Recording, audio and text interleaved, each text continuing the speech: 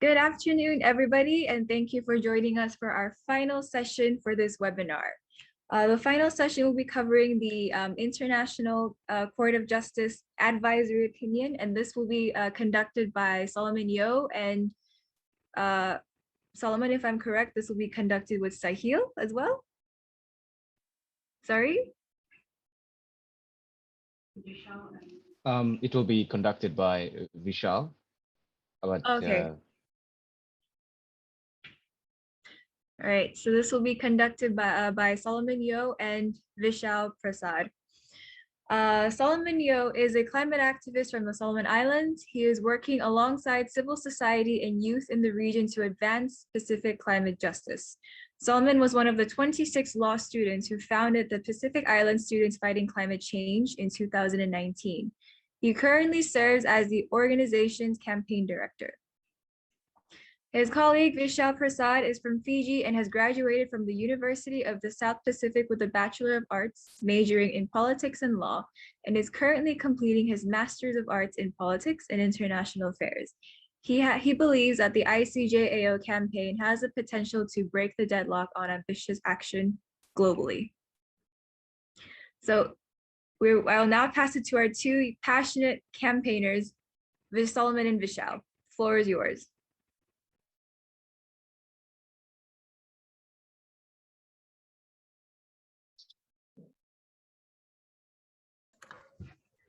Awesome.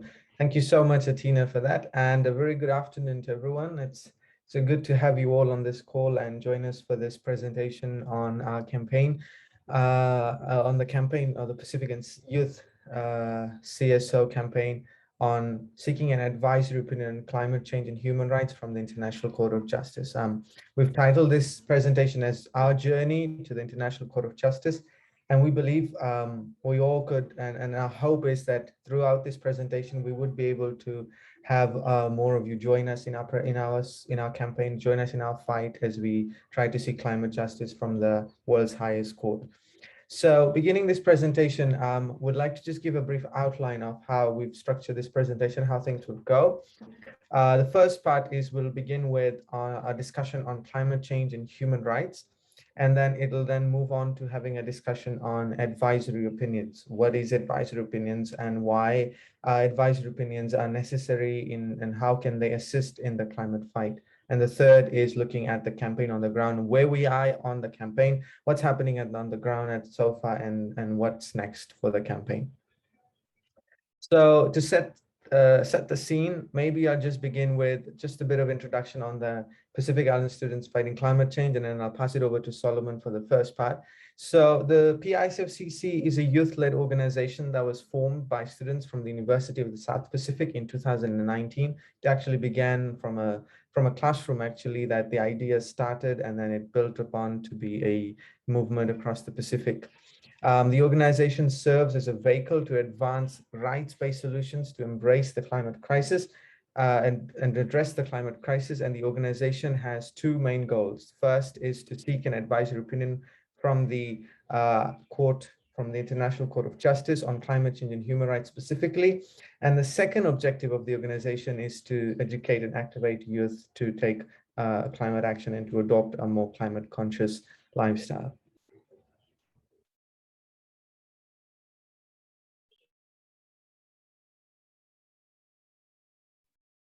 Thank you very much, Vishal. Without further ado, we'll like to take you all towards starting with the part one, which is, of course, the foundation of where we began to understand why there needs to be an advisory opinion, which we are now seeing is on how climate change is impacting the Pacific already, but how is it related to how it's impacting our human rights? So there, as we all know, at the moment, it might seem that it's common, but prior to that, there was not much recognition on the nexus between climate change and human rights. But now there's like a growing recognize that climate crisis is going to have a significant impact on human rights. This is outlined in many reports and documentations by academia, even the UN, and also especially special rapporteurs as well. they have highlighted that the climate crisis does have profound impacts on human rights. Pacific, as we all know, communities, we already been living through this human rights crisis. However, sorry, we have already been living through multiple human rights crises. For the Solomon Islands, according to UPR, past universal periodic reviews outline that water and sanitation has already been a crisis in the Solomon Islands. But however, climate change will exacerbate or worsen pre-existing inequalities and human rights and challenge our communities, our country, in terms of our efforts to address poverty, well-being, wealth inequality, even gender relations, and many other more. So the rapidly growing realization of this link between human rights and climate change has been made clear by the growing and also significant contributions especially by non-state actors, academia, and now we are seeing climate litigation. For those who do not know what litigation is when we pursue our matters, we take matters to the court to argue on the basis of our rights that has been violated. So in this case, climate litigation, people taking cases of climate change to the courts. So prior to 2015, as I have raised, there's only been a total of 5 rights-based climate litigation cases around the world. So this is very significantly low. But now, post 2015, we are now seeing a surge of climate litigation cases in the world, and now at the thousands. To be more specific, on January 2021, there are around 1,500 cases worldwide, with 66 of them being on rights-based approach towards the courts. So just to highlight some of the put into perspective some of the rights that is going to be violated or are already being violated at the moment. Most particular one is, as I've mentioned, the right to water and sanitation. Just to put into perspective, communities around Pacific are already facing this. You have saltwater intrusion in their water wells. You have constant floods and abnormal rainfalls that is causing places of water, sources of water to be contaminated, thereby leading to other parts of human rights being violated, such as the right to health. People with more cases of dengue, more cases of malaria, more cases of cholera, all related to climate change, because climate change is exacerbating and hindering people's enjoyment to fully enjoy and exercise their human rights. And of course, there's many more other rights you're seeing here that it resonates well to you as a Pacific Islander, as a living expert who's living in the front line. You would understand how this is your rights are being affected at the moment. So it's really, really deep, especially to us Pacific Islanders. And this is something that we always try to highlight in international states, that climate change is in fact real and is impacting our human rights.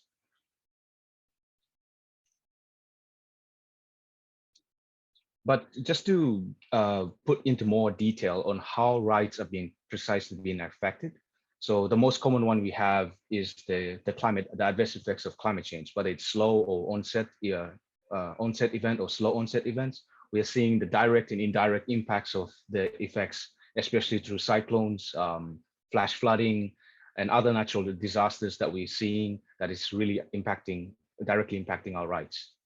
But there's also the case of mitigation measures. There's especially when governments or bodies are trying to mitigate climate change. We are seeing that some measures taken by especially the states or other stakeholders can also lead to human rights being violated through the action to mitigate climate change. There's also the issue of adaptation. When we're taking adaptation measures, some right violations are bound to occur when this adaptation measures are being taken, especially vulnerable communities and nations at their rights being disproportionately violated. To put into perspective on the ground, we are now facing a case of a climate displacement around our communities, where many of our Pacific communities have to relocate or forced to relocate because of course, inhospitable environments that they're currently living in.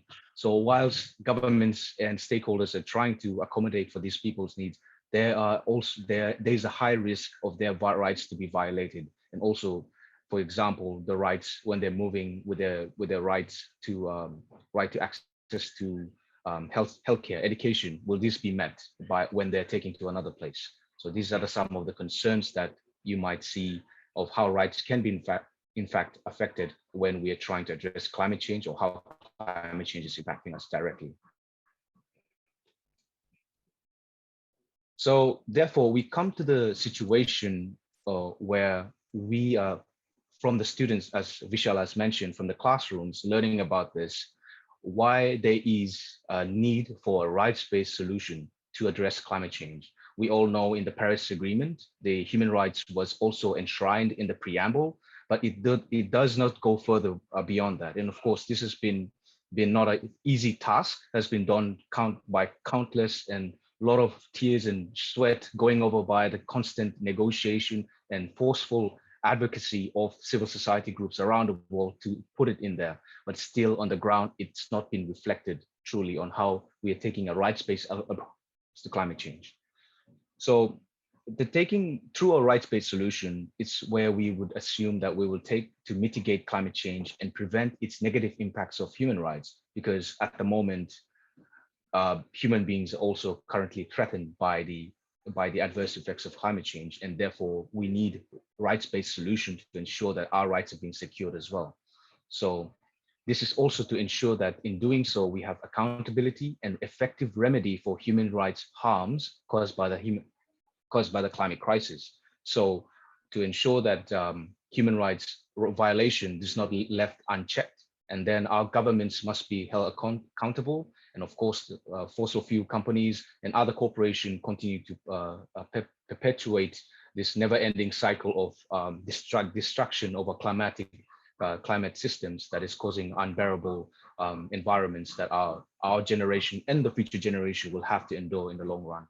So therefore, this is really quite important that we ensure that these people, these duty bearers are being checked as well. This is also very important in terms of mobilizing maximum available resources for sustainable development, also human rights-based development. And this is also to ensure that we have equity in climate action. As we all know by now in this room, climate change is disproportionate in its impacts, and those suffering the most are those living in developing countries.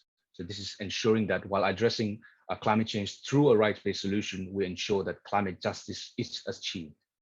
Hence the reason for this interest towards a climate change and human rights nexus. But this is one thing also we are learning from the classroom, is the principle of intergenerational equity. So accordingly, to the uninitiated, the principle of intergenerational equity, according to the legal experts, it aims to distribute the quality and availability of natural resources and necessary efforts for their conservation between the present and the future generations. So we are understanding the fact that we're living in a finite planet. We have to ensure that our consumption of our resources, it does not jeopardize the future generations' ability to enjoy these resources for themselves as well. So the continuous reliance on this principle has been a part of our ongoing efforts to somehow give voice to the future generation. Now, some of you might wonder why we need to give voice to the future generation. It's because the main reason being that the activities of the current generation is undermining, at the moment, is undermining the interests of the future generations who at present are unable to voice out their concerns and also protect their interests. Therefore, the current generation who are conscious about this, and this is the reason why we're advocating for climate change in the first place, is to ensure that our children are able to live in a planet that is sustainable and is fair and is equitable, and also that they can be able to live with their human rights protected and not violated accordingly to what climate change will bring. To give you a prime example of a negative impact, and just to draw it from an example from my country that I'm coming from, in Solomon Islands, unsustainable logging in my country is a really big, a nasty industry that is taking place, and is a perfect example of what this right, this principle, the violation of this right. So at the rate that Solomon Islands, as a country on whole, are logging of forest, it exceeds the safe level for sustainable harvesting and the resources to ensure that the future generation have adequate resources for themselves as well. So in other words, the current generation has exhausted its allocation of natural resources and now is stealing from the resources of the future generations. So this is the concept of intergenerational equity. How do we prevent that? How do we retain that level that current generations are able to have that consideration that their activities must not infringe the future generations? And this goes same for climate change as well. The fact that global emissions are beyond safe levels at the moment, and governments and nasty corporations are failing to take responsibility to make the necessary cut to stabilize global temperature, reform unsustainable development models, and proactively working to protect the rights of the current and future generation. But this principle is not a new thing. It has stemmed really back, it dates back really back to the 1970s, and some might argue it going even further, but the Pacific Island communities, the principle of intergenerational equity might seen as a foreign concept, but we have already practiced this through many of our cultures and societies. So, but in practice, there have been significant efforts to define and apply the principle in numerous treaties, national constitutions. You have seen, if you look in the constitution of Germany, Ecuador, Bolivia, and South Africa, to name a few, the principle of intergenerational equity is enshrined in them. In case laws, as I mentioned, in litigation cases, you know, there is a famous case as the Juliana case, the youth and future generation against the Colombian government. You've seen the famous Oposa case, and you have the Neuenbauer and Germany case. You also have the Portuguese youth who are filing a case at the European Court against 33 European states. And there's also a lot of commentary around this as well from experts and leading voices on this area.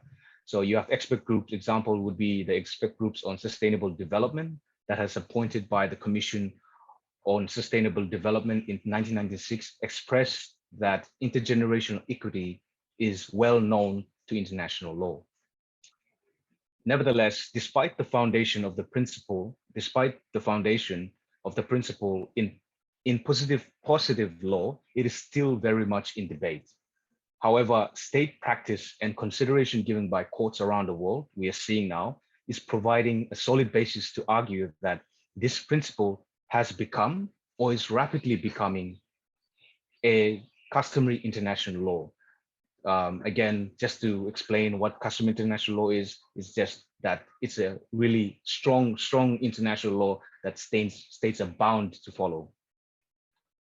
So relating this to the advisory opinion campaign, to the PISFCC, we see the ICJ as one of the highest level of influence, and provides a perfect platform to solidify this principle as customary international law and apply it in the context of climate change in its advisory opinion.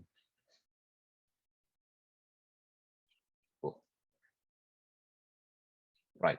So it is through this, as I've mentioned, the advisory opinion from the International Court of Justice can really help address the climate crisis and human rights crisis that we're seeing in today.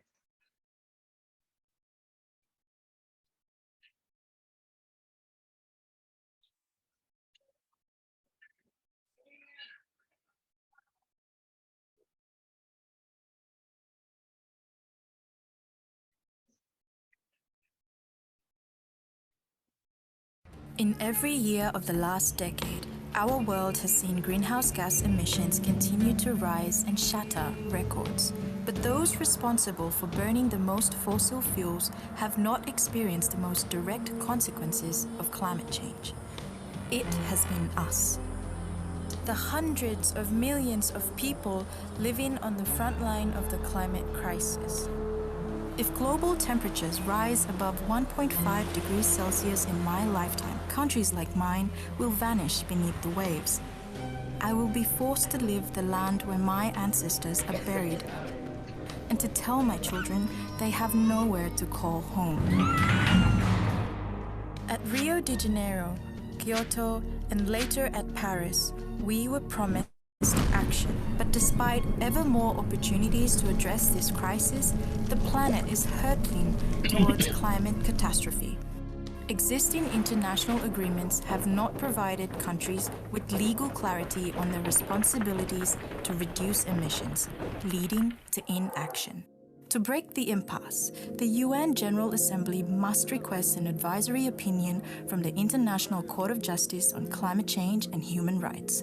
All it would take is a simple majority vote from UN member states. An advisory opinion is not legally binding but carries great legal and moral authority, encouraging all nations to protect the human rights of people affected by climate change. An opinion from the highest court in the world would also help to build a critical global coalition uniting governments and international institutions, and would define exactly what existing bodies of laws nations should follow. In the past, advisory opinions have been instrumental in establishing international laws on the right to self-determination, the prevention of genocide, and nuclear disarmament. We believe it could do the same for climate change. A planet in crisis doesn't have to be our future. If there is power in the world to save humanity from environmental disaster, it is the power of the people. But time is running out, and we have to act now. Please visit our website to join us.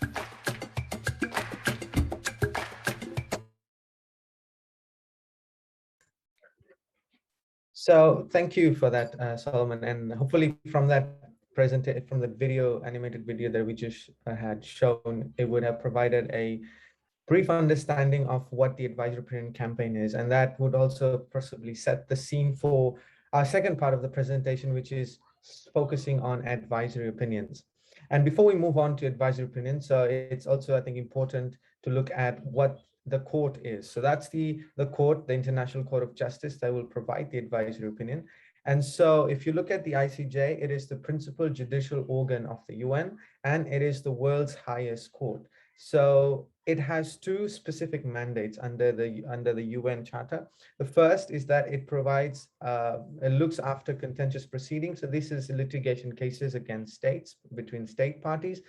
And the second is that it provides advisory opinions that focus on the advisory jurisdiction of the court. Now, an advisory opinion is a legal advice provided to the United Nations or a specialized agency by the International Court of Justice. It is not legally binding, it should be noted, but it carries great legal and moral authority. It's not legally binding in the sense that it does not bind, there are no state parties involved in the case, and so it's not binding to any particular state because there are no parties to it. But because it's from the world's highest court, it carries great legal and moral authority in terms of guiding and directing state action, and also clarifying and advising important legal questions or areas of law that may have been ambiguous or have not developed well so far. So in the next part, in the next slide, you see how the possible pathways of requesting an advisory opinion. So there are three possible pathways. The first is through the UN General Assembly, which will require at least a majority vote, which is 97 states out of 193 that would need to vote in favor of an advisory opinion. The second is the UN Security Council. So it could also be possible that the UN Security Council could request an advisory opinion from the ICJ, but we see this being unlikely because of the current international politics at play and the divide that's there, and the likelihood of a veto from the UN Security Council being great. So that option does not hold too much promise. The third way that we could possibly take is through specialized UN agencies, and they are also authorized to request an advisory opinion, but they are limited in the mandate of their operation. So for instance, if the WHO were to request an advisory opinion, it would only be limited to health issues, whereas the Food and Agriculture Organization would be limited also to its mandate on food and agriculture. But because of the cross-cutting and multidisciplinary nature of the climate crisis that we're facing, it's important that we have a holistic approach to the advisory opinion. And for this reason, the UN General Assembly provides us the best pathway to seeking an advisory opinion. Well, so let's turn our attention to why an advisory opinion is necessary. Why are we campaigning for an advisory opinion? Now, generally, and more broadly, look at 5 points here. The first is that advisory opinions would have a more general effect, since judgments in contentious cases only bind parties to the dispute. So this would have a more general effect in terms of it will cover a lot more states rather than bringing a contentious case to the court, which would only bind two parties, two states. But because there needs to be a global response to this, an advisory opinion would be the best way forward for that. And because the court would address issues at a relatively high level of generality, in the advisory opinion, it would leave the specifics, the finer details to be worked out through negotiations. So it would not replace, it would not bring to a halt the UNFCCC processes or COP processes. It would instead supplement their process or complement these processes. So it's a common misunderstanding that this would in turn derail COP or derail the UNFCCC processes, and for some reason there's hesitance to support this campaign. But in reality, it will instead bolster the UNFCCC processes and complement it quite well. So it would leave a lot of specifics to be worked out through the negotiation and processes there. The third reason why we see an advisory opinion is necessary, because if you were to take contentious cases or if you were to take litigation at a global level, it would not require the court to make specific determinations of standing or causation. Current litigation cases would need these specific determinations to be made, and that is an obstacle for specifically determining cross-boundary harm. And so that would be a big hindrance and a big obstacle in taking matters forward. But an advisory opinion in this case would avoid this, because it would be on the general rules, it would focus on the general rules of international law relating to climate change. The second last reason is an advisory opinion would allow the ICJ to perform its most important role, to clarify and elaborate the relevant norms of general international law. That is very important because there's a whole area of international law that is currently lacking clarification in terms of the climate crisis and its impacts on human rights. And finally, it would allow for all states to have their voices heard. In contrast to contentious cases, it'll only be, as I said, just two states. But here, all states, including Pacific states, all climate vulnerable states, would be able to provide submissions, would be able to get their voices heard in an equal manner, not being subjected. There would be an equal playing field in front of the court where all states would be able to provide their voices, hear the concerns of fellow states as well, and then then the court would provide an advisory opinion. So it would provide an opportunity for all of us to actually participate and not be disadvantaged in any way. So going forward, you'd see the very eminent Professor Philip Sands, who said, in a world amidst the warming of the atmosphere and the melting of ice and the rising of seas, the international courts shall not be silent. And this was one of the first professors who supported this campaign internationally as well. And so really the court should not be silent amongst all the chaos and all whatever is happening in terms of global warming out there. Now, very specifically on climate change, so the advisory opinion, if we were to secure an advisory opinion on climate change and human rights, the first thing it would do is it would cement consensus on the scientific evidence of climate change. Now, there's a lot of science out there, and there's a lot of debate on the science. But if we are able to secure an advisory opinion, it would provide the best forum to endorse the scientific findings on climate change, which would be of great authority in proceedings before courts. So if the ICJ includes climate science, includes the IPCC report per se, it would provide the best platform for these scientific findings to then be used in other proceedings. So it would, in a way, fully cement the scientific findings because it would come from the world's highest court. The second way the advisory opinion could benefit is that it would encourage more ambitious action under the Paris Agreement. Now, this goes back to my earlier point on complementing the UNFCCC processes. We see that the nature of the Paris Agreement is that it is a very voluntary system. So there is no compulsion for states to provide high ambitious targets. So these need to be motivated. States need to be constantly encouraged and motivated to provide more ambitious contributions, more ambitious targets in terms of their NDCs. And so an advisory opinion that would clarify the obligations of states. This is essentially the legal question that we would ask the state to clarify on. If they clarify the obligations of states, then it would provide more motivation for states to provide more ambitious action under the Paris Agreement that could help meet global climate goals. The third way that the advisory opinion could help is quite significant in this case, is it would integrate climate law and human rights law. So at the moment, both of these bodies of law have been developing separately, and there's a need to integrate them because human rights law currently does not allow for or does not accommodate climate change impacts in it, and the same climate law does not allow or does not have a human rights angle or a consideration to it at the moment. So international law is quite lacking in this regard, and so we need to have the ICJ provide clarity and develop international law in this way by integrating both of these bodies of law. So once this is done, one outcome could be that human rights bodies could now be armed to take on the mandate of tackling climate change as well, because the climate crisis has an impact on human rights. Currently, that's very difficult because the linkage between the two is not there in international law.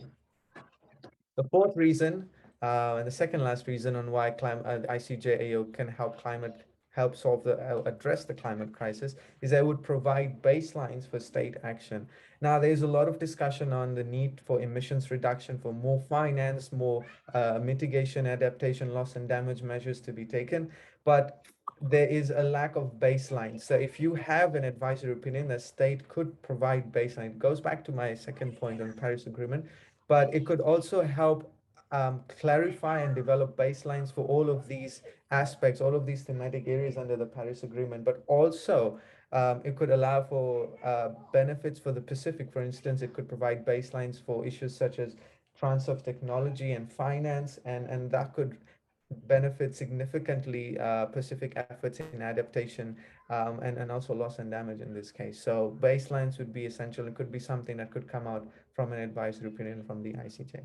And finally, there's a lot of discussion on litigation currently, and there's a lot of litigation coming out on or climate cases coming out. And so if you have an advisory opinion from the ICJ, it would form a strong precedent for further proceedings and judgments at local, regional, and international level. So you would see great or a very strong guidance provided by the ICJ to all courts at local and international and regional levels as well. So that could help a lot in terms of bringing cases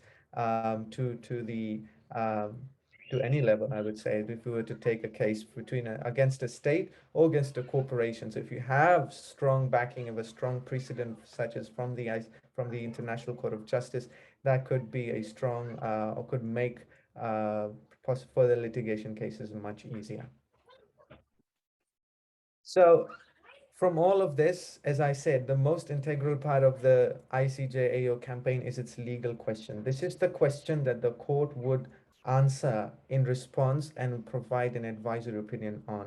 Now, this is the question that the youth campaign is advocating for because it touches on the two thematic areas that we would like the court to clarify on. One, being that on the principle of intergenerational equity that Solomon touched on briefly, and the second is on human rights that we've also spoken about. So we would ideally like to see the court answer the question of what are the obligations of states under international law to protect the rights of current and future generations from the adverse effects of climate change. Again, it touches on intergenerational equity and human rights, and that is the focus that we would like the court to adopt in providing its advisory opinion. And building on from this is the roadmap. So how do we get to the ICJ? What are the steps involved? So the first step that we see that's necessary for us to seek in the process of seeking an advisory opinion is to seek a Pacific Islands Forum endorsement. So in order to receive for the General Assembly to pass this resolution, it needs 97 states. And it's important that we begin building coalitions. So the first coalition that we see that needs to be built is in our own backyard in the Pacific.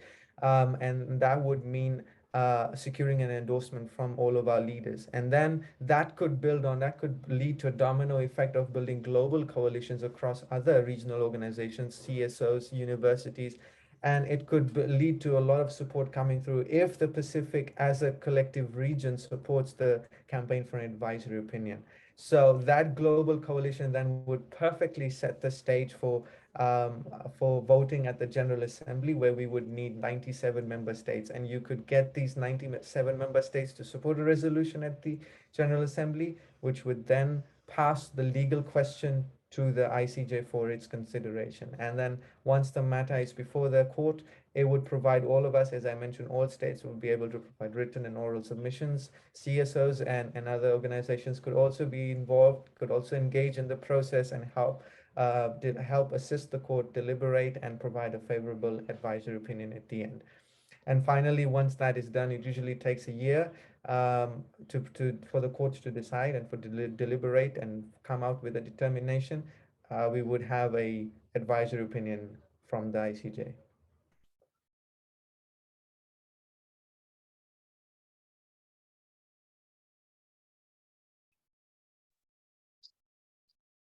Now that you've learned about how the part one, we go through about human rights and climate change, then we learn about the advisory opinion and the ICJ, the International Court of Justice, and how to seek an advisory opinion.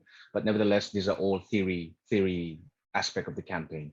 Part three looks at the campaign on the ground. So knowing all of this information and how to seek an advisory opinion, what has the youth have been doing in the past couple of years and months? And just before I go on, I would like to excuse my colleague Vishal as he has to leave for another meeting. So I appreciate your understanding if you don't see him on the video anymore. So in understanding the campaign, it is to see what is really happening on the ground. You should also see the way we're strategizing and organizing ourselves as youth campaigners towards approaching this campaign in the region. So we begin off by showing some of the ways in which we can potentially secure. We have been working on trying to secure the advisory opinion from in the Pacific region in particular. So the beginning of the campaign started off with a group of us, as Vishal has mentioned, 27 law students from the University of South Pacific coming together in the classrooms and thinking about sitting there, learning about how messed up the world is and how climate inaction is happening. But also there's a growing fire inside perhaps all of the students of thinking, look, we are learning all of this knowledge. How can we translate into this action and really contribute towards addressing climate change? So we got together and began deliberating on numerous legal initiatives. And then we came across the Palau initiative that was where the Palau government attempted to seek an advisory opinion in 2011, but did not go through, which for reasons that I will come across a bit later. So students begin with the letter writing campaign, and then we forward it to the leaders. We've seen a good response, but also especially the Vanuatu government in particular has responded positively, saying that they're really considering the matter.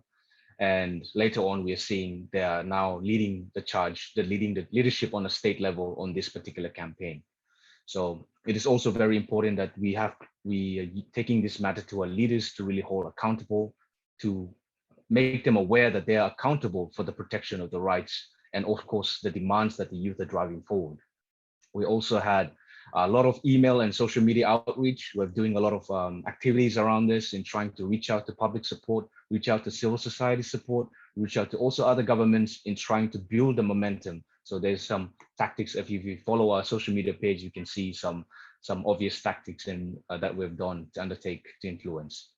It's also very important that we know that we have leaders out there, but the real brains behind operation, sorry to say this, is actually the machinery of the government, the apparatus behind, or the administration, if you wish to call, that are really sitting in a desk and nailing down the information, processing everything, and of course, delivering the output or the advice that the governments have to take in making a sound decision.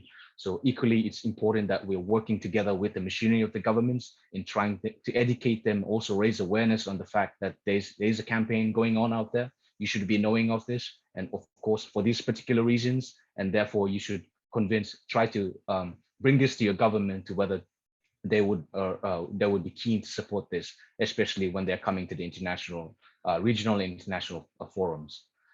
There's also a local power mapping that we did in terms of guiding actions and ensuring who do we target to influence. So we have mapped out individuals, organizations, power holders within our own countries and also the region, and then moving forward internationally, who can really make advisory opinion possible. So power mapping does help in understanding who do you approach first and who do you should be working towards in addressing.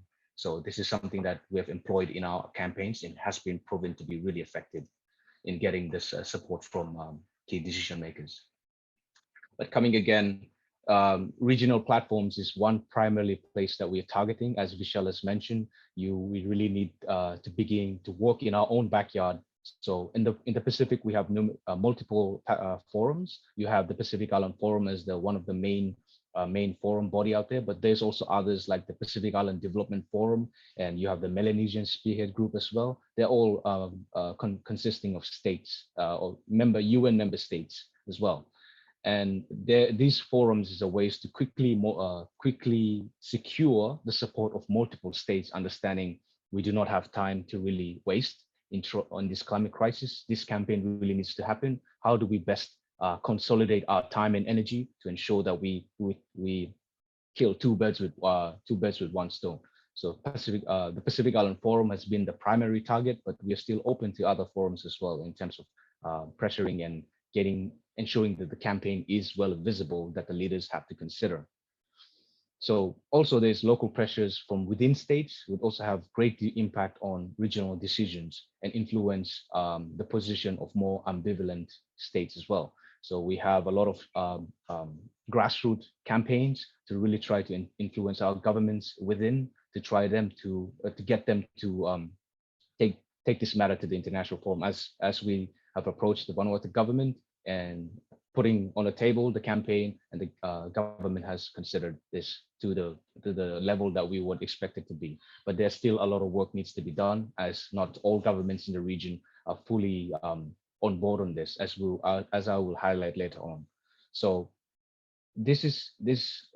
going to international forum, it provides, as I've mentioned, centralized campaigning to get many states in one place. It provides a specific target campaign, especially towards the chair of regional forums. So in regional forums, you have countries that will chair the forums. So especially in the Pacific Island Forum, chairing now is the Fiji government.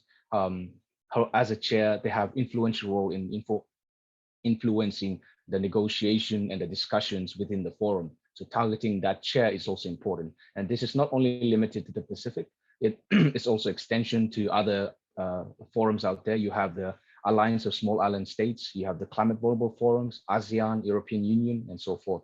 So at these forums, they have particular states who are part of the, as the chair, and has extra power to influence the process. So there's also activities that we are doing to influence outcome documents and declarations. These are also very important targets to get the leaders to expressly put on paper whether they are in favor on this campaign, or they're willing to commit more to than just acknowledging it. So this is important because, as Vishal has mentioned, we need to win our backyard to build that necessary coalition that can lead, that can initiate the first domino that will fall onto the next domino, and then creating a rippling effect or domino effect that get other states around the world, especially in the forums, to really support and bandwagon around the cause. Because as Vishal has mentioned, we need a simple majority of UN member states to vote yes at the UNGA when this question is botched upon the UNGA. So then this is also very important why states need to bandwagon, especially climate vulnerable states, is because there is a risk of blackmailing by powerful states. As I've highlighted before, the Palau Initiative, one of the reasons that the Palau Initiative wasn't able to go through is because of the blackmailing by the United States governments and other powerful states that are undermining the efforts of this government to take forth, saying that, look, if you do this, we might cut off your economic fund. And of course, for those who know this, Micronesian states are bound by this Compact of Free Association agreement with the United States. So this becomes a bit tricky in their case. Hence, this is why states really need to come together, who are really at the forefront of climate change, to bandwagon. If you really think about it and count, majority of this climate vulnerable states are in the global south, and having them alone forming a coalition, makes up more than a majority, a little over the majority at the United Nations. So this is a possibility. It's one possibility that the campaign could gain more momentum if more climate vulnerable states are aware and having fully grasped why there needs to be an advisory opinion. So this is the work that must be done yet. Just a prime example of how this, how we managed to influence the process in the Pacific. In the 2019, when the Vanuatu government tabled the initiative towards the Pacific Island Forum, we are seeing that the forum it was held at Funafuti, Tuvalu in 2019. There, in the communique in paragraph 16, the leaders have noted in positive terms of the campaign to seek an advisory opinion. However, they only have noted, but yet not endorsed the campaign yet.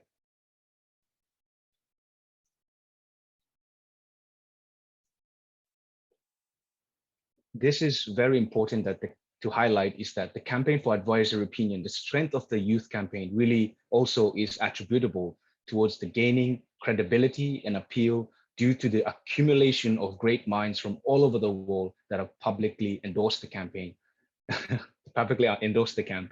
So we are seeing that, as Vishal has highlighted, there was that eminent lawyer by the name of Philip Sands. He is one of the leading experts of international environmental law, as well as international law. So he did once, Palau government did approach him in 2011, and then he did said, no, this is a terrible idea. You will not make it far. But he did made a public speech in 2015 saying that, look, I have acknowledged that I've said no to this idea in the past, but I have changed my mind. We think we really need to start approaching international courts. They need to play the part, carry the weight in this climate fight. As the quote Vishal has highlighted really succinctly captures it all. So we have been doing a lot of campaigning, reaching out to legal experts around the world, eminent people that has the heart and mind and understanding why this campaign needs to happen. So we have built a list of eminent people and experts who have really built on the credibility of the campaign as well. So this is really important as the campaign continues to grow and go forward into the international stage. The more, as the line there says, the more the merrier. So that the more support we have behind it by these peoples and people around the world, the more this campaign gains its strength by the day. So these are just some of the notable mention. As you can see, you have Professor Philip Sands is there. You also have the Mary Robinson, who just recently endorsed the campaign publicly. It was really quite a shock to us that she supports the idea of the advisory opinion campaign. You have other international lawyers as well, leading lawyers who've also submitted their express letter of support that they support the campaign. Right. So it is also very important that in the campaign, we need to continuously expand the coalition of like-minded civil society to have more influence and power in lobbying leaders to endorse the campaign.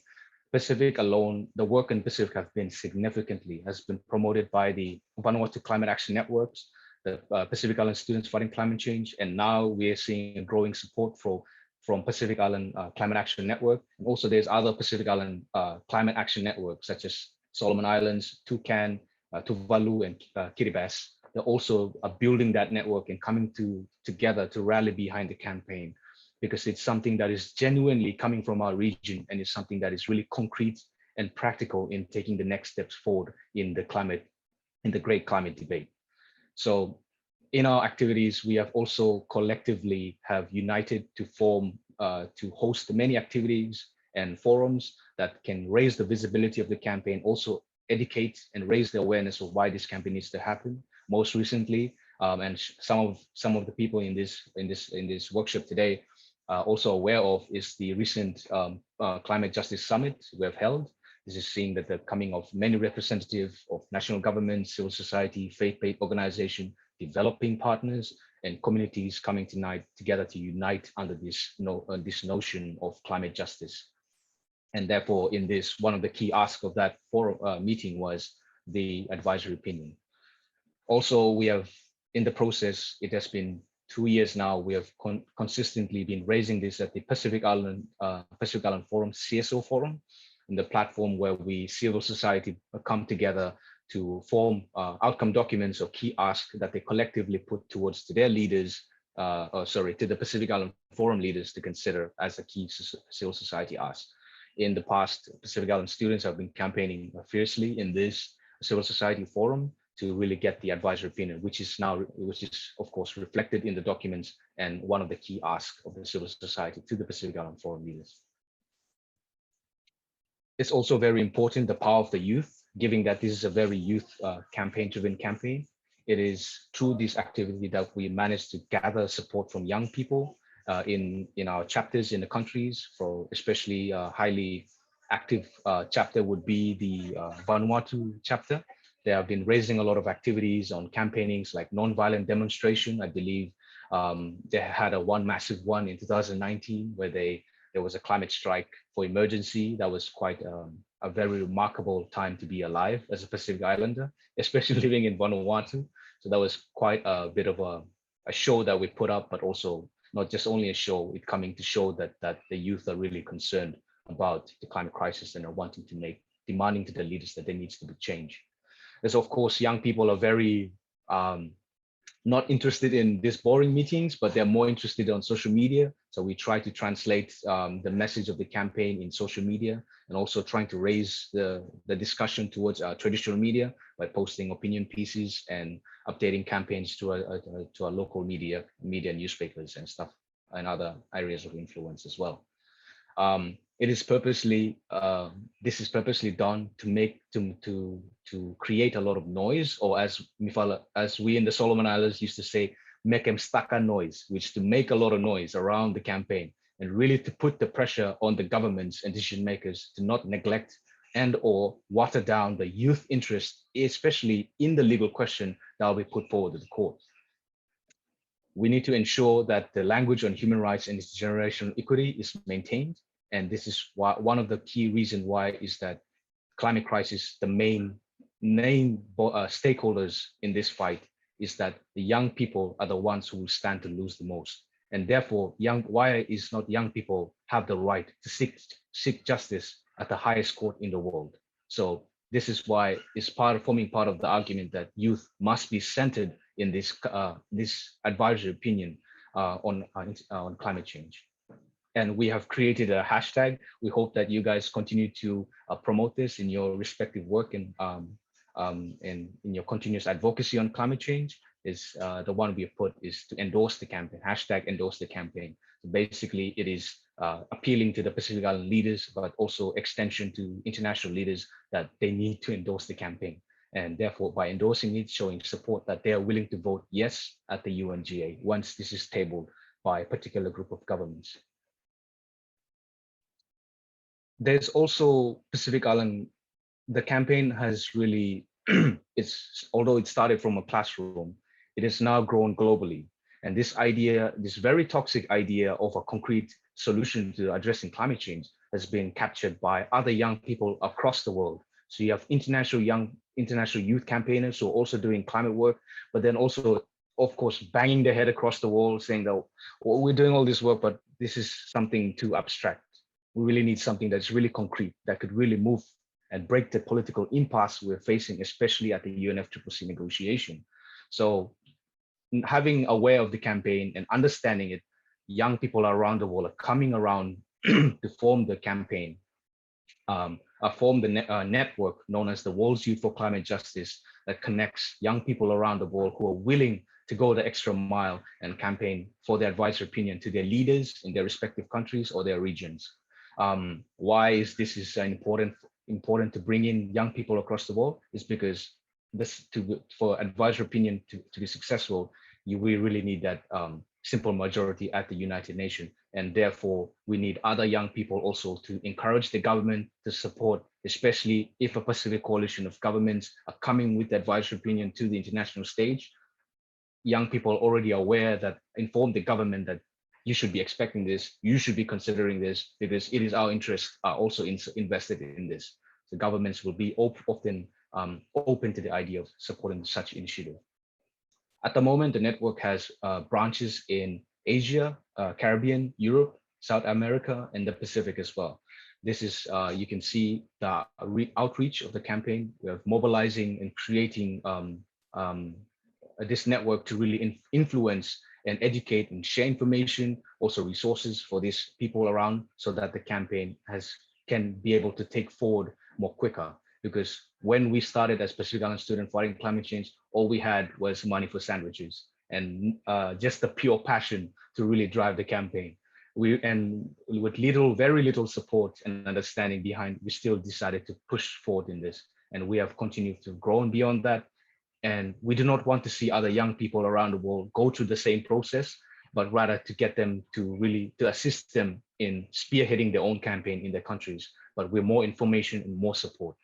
So this is something that we were willing to sacrifice and willing to take forward to really ensure the campaign receive a global recognition. So it's basically a strong way to build strong solidarity with global campaigners around the world. I also appeal to any young people here, if you're thinking of wanting to join the global network, you're most likely to do so. You can just go on to the website, which is the www.wy4cj.org. You can submit a form and someone will get to you and incorporate you into the work stream that you can definitely support the network going forward. So to us, in all of this understanding, what does success look for the youth? So just quickly, the first and foremost is, I have mentioned this so much that everyone probably would have get it now, but we really need to secure a 97 member states to vote yes at the UNGA. So if a resolution is stable, perhaps not this year, but perhaps next year at the September 2022, sorry, we're hoping to see by that time we have a simple majority of states to support the initiative. In terms of the regional, we really need to have endorsement from many regional forums as much as possible. We know, as I've mentioned, the Pacific Island Forum in 2019 only noted the proposal for an advisory opinion, but has not endorsed it yet. Hence, we really need the governments in the Pacific to really come together and resolve to endorse the campaign and then move the diplomatic campaign to other international forums, such as the Alliance of Small Island States and Climate Vulnerable Forums, and so forth. So it is also very important that we see support from our intergovernmental organization and crop agencies around the Pacific. Having the support would also give an additional boost to the campaign. National endorsements. Now, this is particularly important to ensure that the governments in the Pacific make their stance on the advisory opinion. They need to adopt a national policy on the advisory opinion. So what will be the national stance on each government in the region? So not just coming to the forum, but rather making concrete steps in their own capital cities. So it's also very important to see governments co-sponsor the ICJO campaign, as we know that this campaign might come with a price tag and a lot of responsibilities that need to be shared. So this is really important that governments in the Pacific needs to think of how, if they were to pursue this campaign, how would they share equal responsibility in terms of the cost and the work that needs to be done. So it's probably like a major group assignment that everyone has to take part in. Furthermore, you can see how success looked to the youth. We really need to continue the widespread partnership and endorsement from civil society. We're also understanding the role that religious groups, faith-based organizations play in influencing global affairs, and global, regional, and local affairs. We're also seeing the growing need of more support from academia, and also the other stakeholders needs to be more present. We need to start working with respective governments to support and then diplomatic preparation. Of course, this campaign is a very difficult campaign in itself, but this is the level of difficulty should not be a reason why we should not pursue it. We should also, to lessen the difficulty of the campaign, civil society with ample resources and capacity can also provide support to their governments to prepare them for the diplomatic negotiation. There also needs to be a widespread awareness of the campaign, and especially attained at the grassroots level to ensure that the public are aware of what this campaign is and why it needs to go forward. This is one of the examples that we've done this, is as you've seen earlier, that animation video that we created.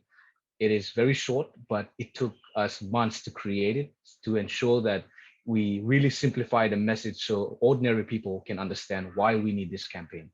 It's also very important that youth continue to present, to ask and is represented in the legal question, the interest on, as we have covered, human rights and intergenerational equity. There's also need that youth campaigners should be present in all regions across the world and in as many countries as possible.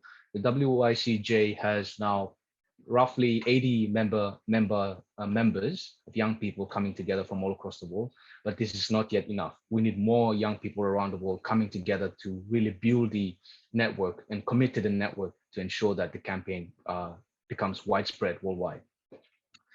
And it's very important that the ICJ is part of other regional climate asks of civil society across the region. So in the Pacific, of course, the advisory opinion has now become one of the key asks. But what about Caribbean region? What about Latin American region? Is advisory opinion a key ask to governments? If it's not, then how can we work towards that? Moreover, it's really important that the human rights narrative becomes part of the climate change discussions. As we have covered in the presentation already, we've seen that there's a really need to take a human rights-based approach to addressing climate change. So it must be reflected in policies, plans, framework, nationally, regionally, and internationally. There's also the need of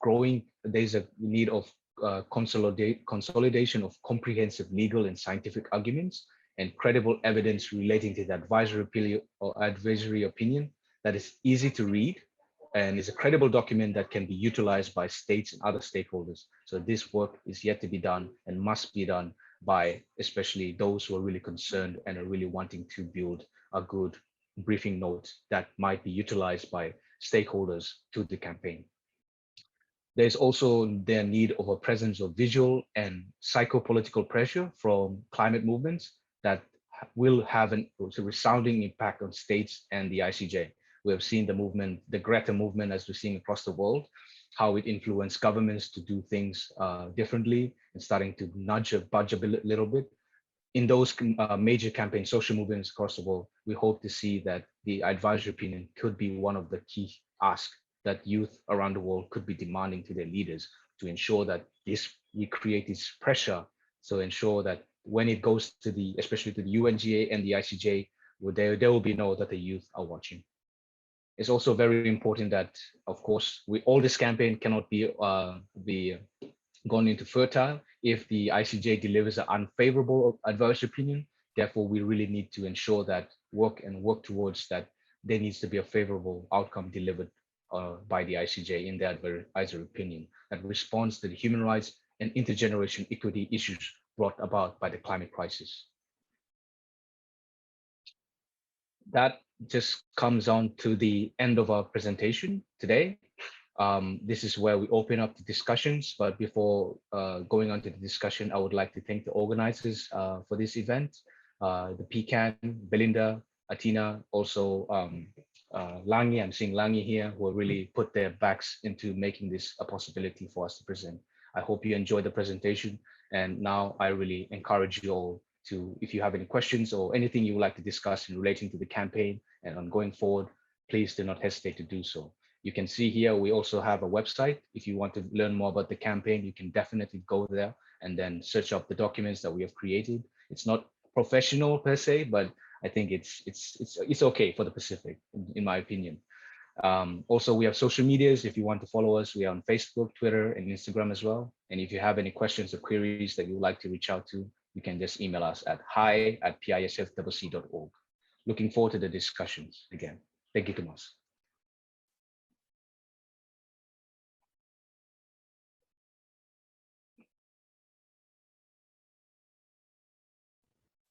Thank you very much, Solomon, and please give our thanks to Vishal. He's had to go to another presentation, but I thank you both for taking the time out of your busy schedules and your many preparations for upcoming events to give a 1-hour session on our PICAN webinar. Thank you so much.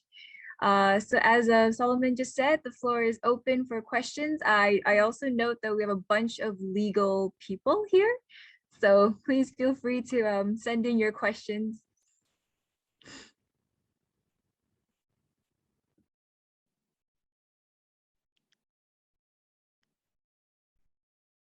And all.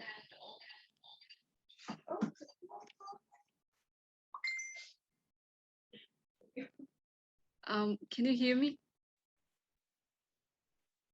All right, and since we have, I can see a lot of law students here as well, so I believe we can have a good discussion on this to have views from all of the upcoming environmental lawyers, climate activists. So this floor is open for questions if you want to know more about what the Pacific Island students fighting climate change is currently doing. It's the time is now that you can ask Solomon about the organization, their plans, their objectives, as he has already mentioned in the presentation. But still, it's time that we have like 20 minutes to have a Q&A. So please, you can drop your questions on the chat box, or you can turn on your camera and ask your questions. Yeah. Okay.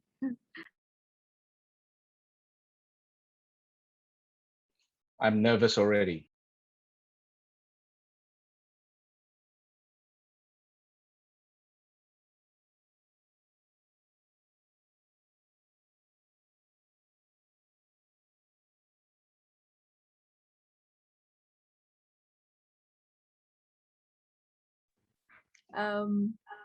Perhaps,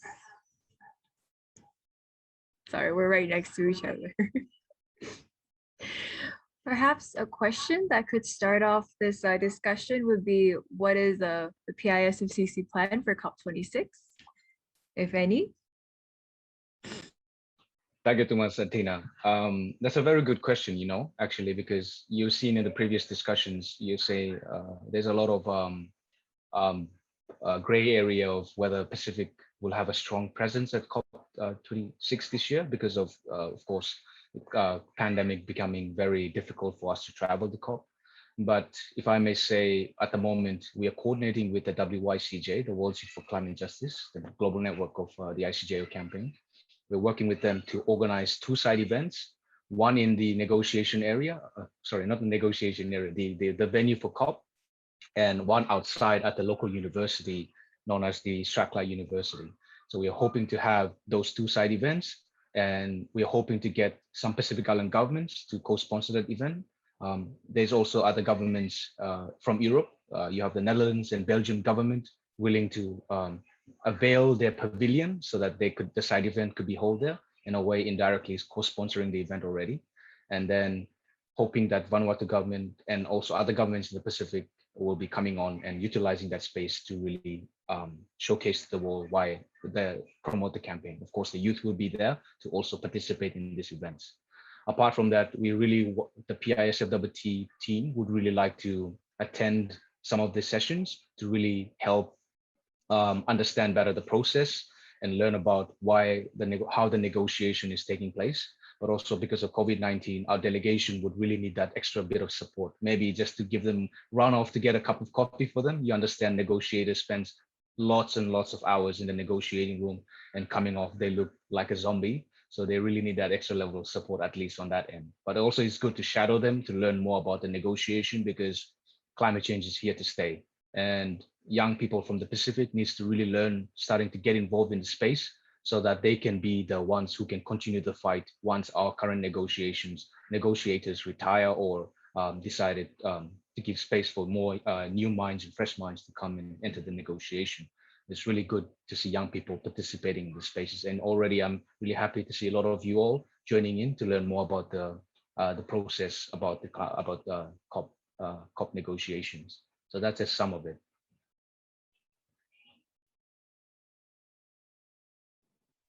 Thank you for answering that question.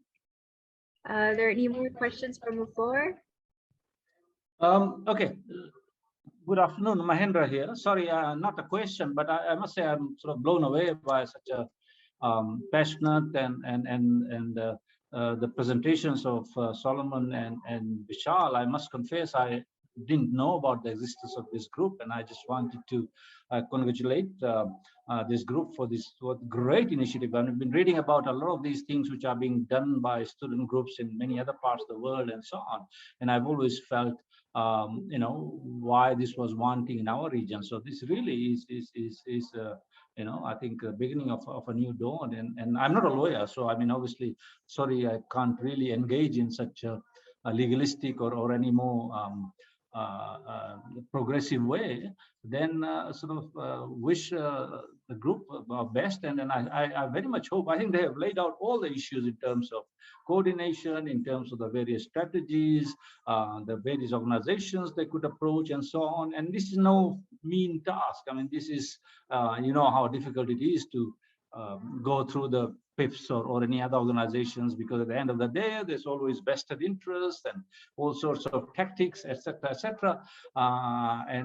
This is, but I think it needed to begin, and I think. Given the pace of the negotiations, given the commitment, given the lack of progress insofar as you know, responding to the serious impacts in our region particularly, and generally around the world, I think this is the way to go. And I think one has to use these avenues.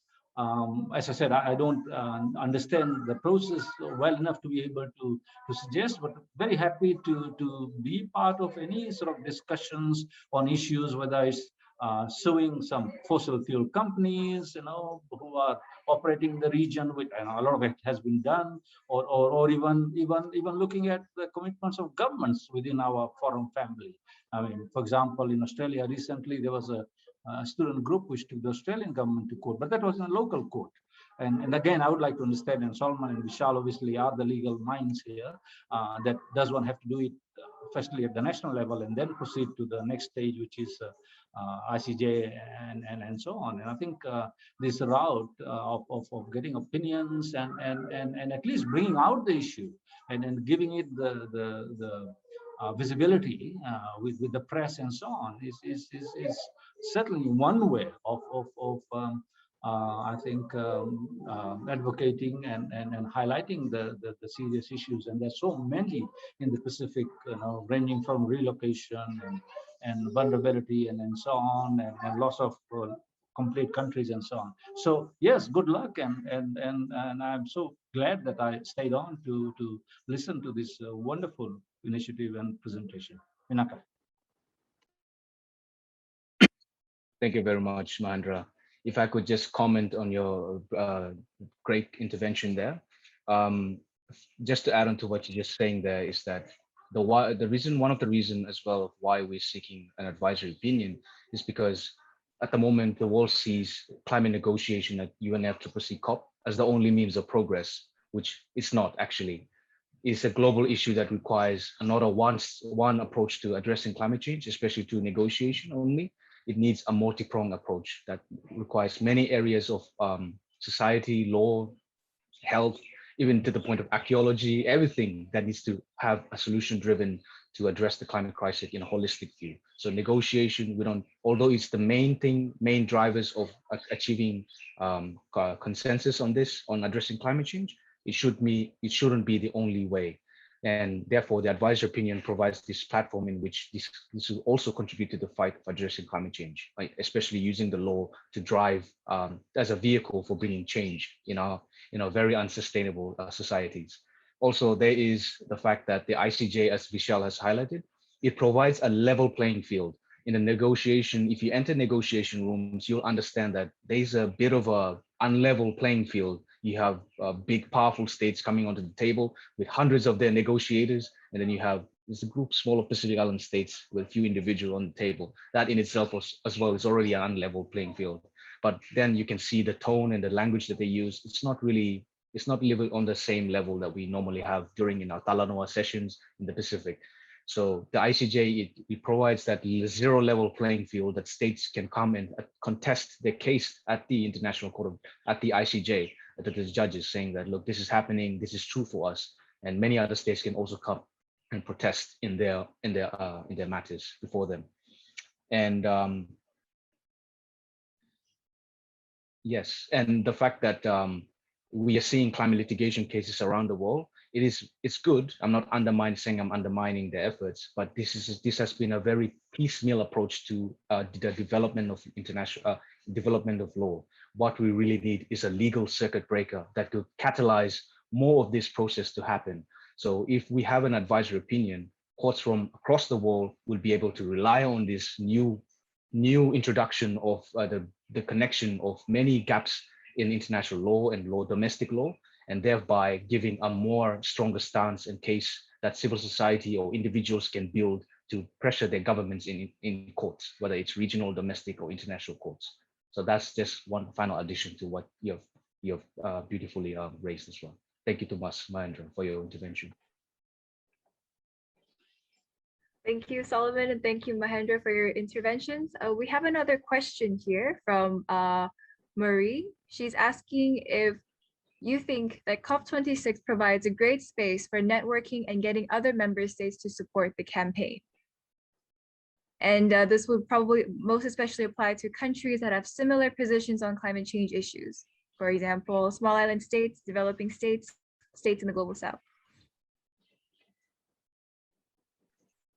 Well, thank you for that question. I think this is a very insider question that perhaps if you go to COP, you will see. So as I've mentioned in the presentation, we have many coalition groups across the world. You have the Alliance of Small Island States, you have the Climate Vulnerable Forum. Within those forums, you have many states that are also have interest in the COP negotiation. So especially at COP, you will see this group of states of this forum will come together, occupy a massive room, prepare, lobby, and pass on ideas, share information, and then go as a unified front into the negotiation room. This approach has been the way many small island developing countries, SIDS and least developing countries have been taking to ensure that they are united and have a more formidable voice than going in silos into the negotiations. So on that understanding, yes, you will see a lot of states coming together to form that discussion. And this is why I cannot emphasize enough that we need to attend COP on a physical level, because attending it online, you're cut off from those opportunities to really come together and bandwagon to really influence the process. And also, it's not just negotiation taking in the actual room, negotiation also takes outside of the room as well. So therefore, you really need that physical touch to it, that people have to be there and constantly communicating with each other to form the decisions they need to do. On the youth side, going to COP, you will see lots and lots of civil society and young people attending. It is a great way that Pacific, especially from the Pacific, to connect with other like-minded civil society and youth around the world doing great work. And to be honest, this is how the WYCJ came into being. We met with interesting people, committed, passionate individuals at COP, in which we pitched them the idea. We gave them the idea that this is an idea that you could potentially do in your country because of these reasons. And this is why it will help benefit all of us if it was successful. So this is a great place to bring together young people and minds to really form activities, to join such movements as such, but not just limited to the advisory opinion. There's of course thousands, let alone millions of initiatives out there in the world that Pacific civil society, governments can network to support the campaign or other activities relating to climate change. Hope that answers your question.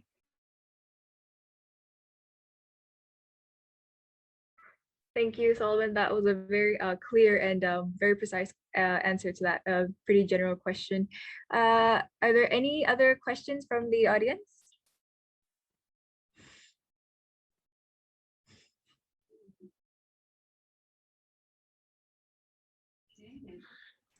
If I may suggest a question, or sorry, just a comment on how COP negotiation, how the space around COP is, and how it has been a very quite unfavorable, especially to Pacific Islanders, is because of the fact that when you go to COP, you'll see, as I've mentioned, there's thousands of people coming to the table. They're coming, young people, people coming with their agendas. And often at times, this is from my personal observation, so some may disagree on this, but I'm seeing that when countries from the global south in particular, in Pacific Islands, coming with the issues, it's often get bogged down because you have so many groups coming on, especially the groups coming from developed countries, coming to push their agendas as well. So there's little room for Pacific Islanders to really, amplify their interest or issues at COP level.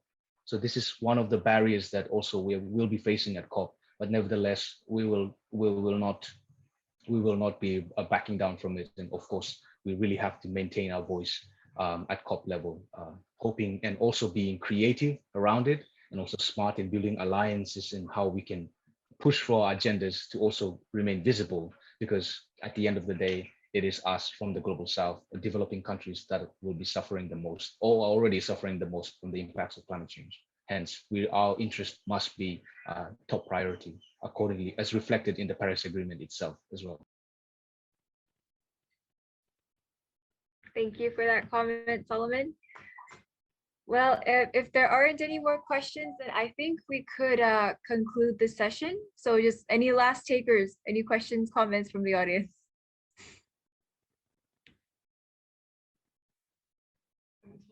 We have one from Roma. She's asking, would the AO aid in amending the Rome Statute to include ecocide? Good question. That's a very good question, Roma Beth. This is one of the ongoing campaign that is running parallel to the advisory opinion campaign. So just to clearly distinguish, there are two major international courts out there. One is the International Court of Justice, and the other one is the International Criminal Court. This is where the many campaigners around this are pushing for. There's the statute. Both courts have statute. You have the ICJ statute and then the ICC statute. So which is also known as the Rome Statute. So it has levels in which that states can, where you have crimes that are really, really, truly against the interest of humanity. But what the campaign is trying to do is trying to amend that list of crimes to include the fifth crime, which is the ecocide, the definition that has been released, as meaning loosely defined as the deliberate destruction of our natural environment, because understanding the implication is severe. And in the case of climate change, this is very important as well.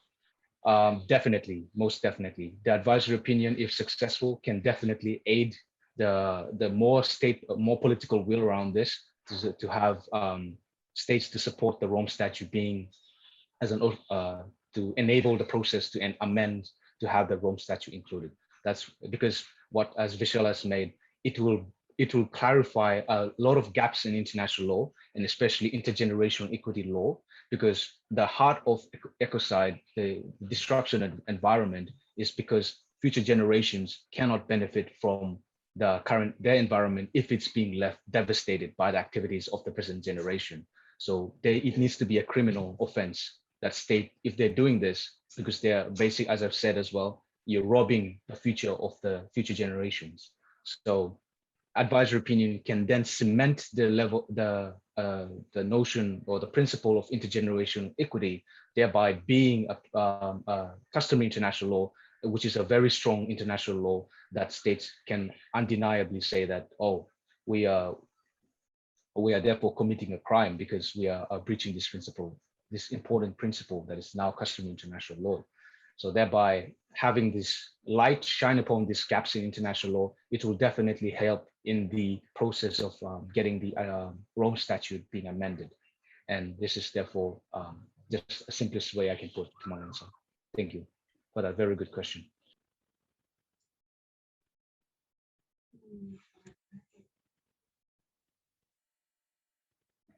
Looks like this is the end of our session, and that being said, this is also the end of this day-long webinar that we've been running since about 9 in the morning. So thank you all, especially to those who have been here from the beginning. I do know that there are some people who are here since the first session. If they stuck with us all the way till the end, you guys are the real superheroes here. I also like to thank the speakers. We'll send them another email, but since we got one of them here with us, thank you, Solomon, for joining us. And thank you all.